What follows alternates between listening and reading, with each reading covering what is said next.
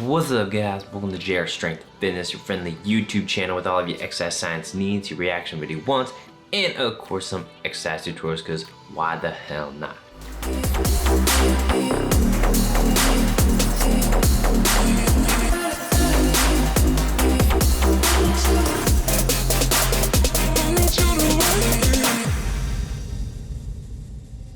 You can say hello, but I don't need you to like. In this video, I'm going to be breaking down the inverse relationship between force and velocity curve. This is a very important concept if you are a strength and conditioning coach, personal trainer, or if you're just someone that wants to get stronger and more athletic. Vertical jump, whatever it might be. But first, again, full disclaimer, while I am an exercise professional and strength conditioning coach, please do not do anything that I say or do just because I say them. Obviously, go see a physician, a strength coach in person, etc., etc.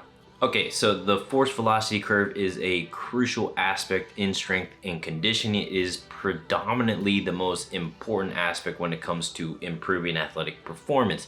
When we talk about explosiveness, power, this is where it comes from. Making an athlete more dynamic and more explosive, it boils down to the force velocity curve. So you need to know what it is and how to apply it. Because this is exercise science, of course there's going to be some physics involved, but I'm going to keep it really straightforward just so it makes sense in the whole grand scheme of things. When we talk about strength, strength is essentially a measurement of the amount of force that your muscles are able to produce. So force equals mass times acceleration. We have our mass, we want to move it, we have to apply force to it. So strength is essentially force. So that's going to be one aspect of it, and the other equation that's important is power.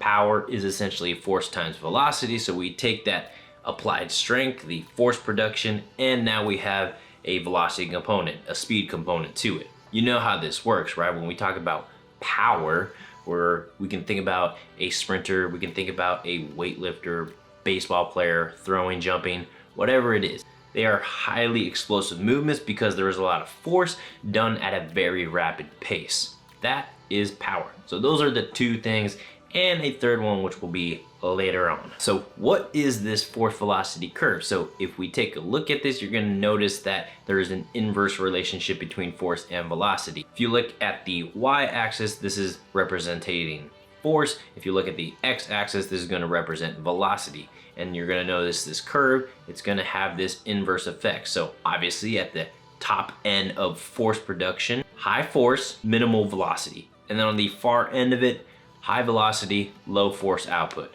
And this is just going to be important to know so that as force increases, velocity is going to decrease, and as force decreases, velocity is going to increase. And it just has that inverse relationship. This is going to be important when it comes to exercise intensity. It's going to be important when it comes to exercise selection. So this is methodology as far as strength conditioning goes. Before we get into the exercise selection aspect, let's just break down the representation a little bit more so it becomes a little bit more clear what happens. So if you look at the top end of the force y-axis, this is going to represent those 1RM lifts. These are the max amount of weight you can possibly produce, because obviously it's a measurement of force, and force is essentially the amount of force that your muscles can produce, and that is strength. If you've ever done a 1RM lift before, or a super heavy compound movement lift like a squat, deadlift, bench press, whatever it is, you know that when you are lifting, you are moving really slow. When you squat down and you try to stand up, you are grinding it out, inching your way up to standing.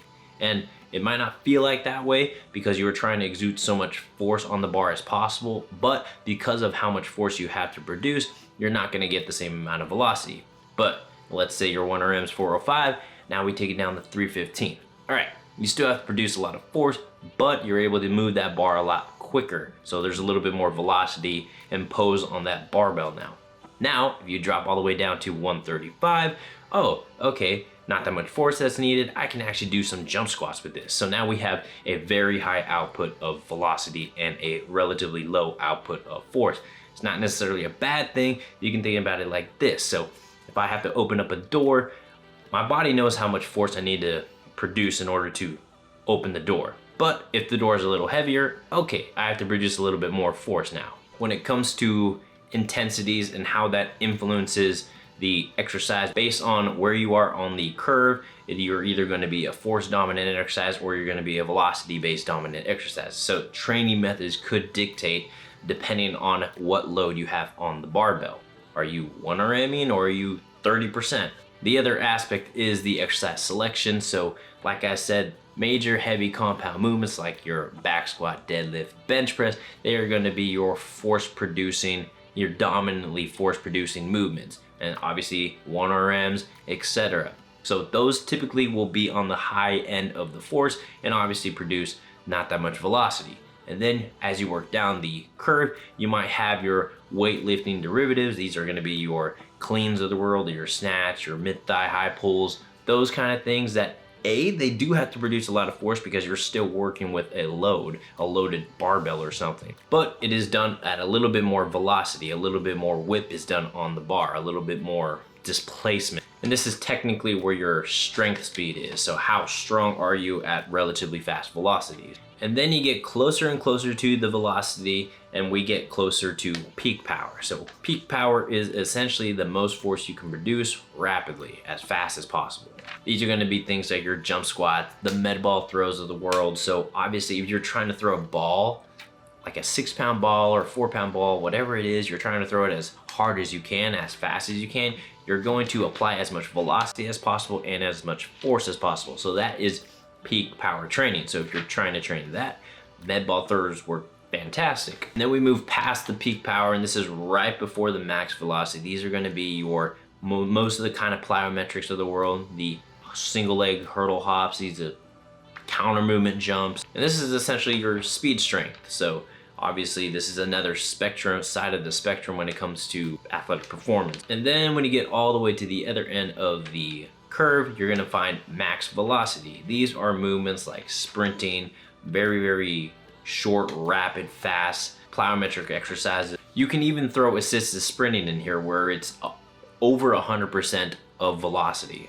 Essentially, you have this curve and it's going to represent the relationship between force and velocity in any sort of movement or in a complete program. So a fully integrated athlete with a training program that's fully integrated will utilize every aspect of the curve. If you are just going to train max lifts, you're going to get really, really strong, but you're not going to be pretty fast. You're not going to be explosive.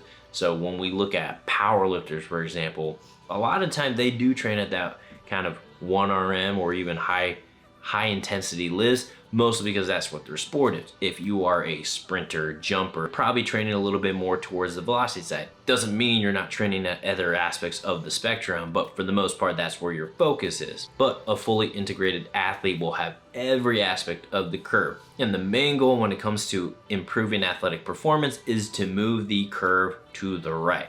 If you move force and velocity into relationships to the right, that is going to mean that you can produce more force rapidly, and that is essentially rate of force development. And rate of force development is pretty much the standard when it comes to athletic performance and explosiveness, overall athleticism. Whenever we look at an athlete that can run, that can jump, that can throw, that can do all of these things very, very explosively, that is because they have a very high rate of force development. They can produce a lot of force in a very short amount of time, and that is essentially athleticism. When I train athletes, when I even did training myself, we had all these different exercise selection options that we utilized in a given program. So we obviously had our track work where obviously velocity was the main component. We had med ball throws, we had plyometric exercises, we had our weightlifting derivatives, and then of course we lifted like heavy compound movements. And that's how you're gonna get the most out of the entire spectrum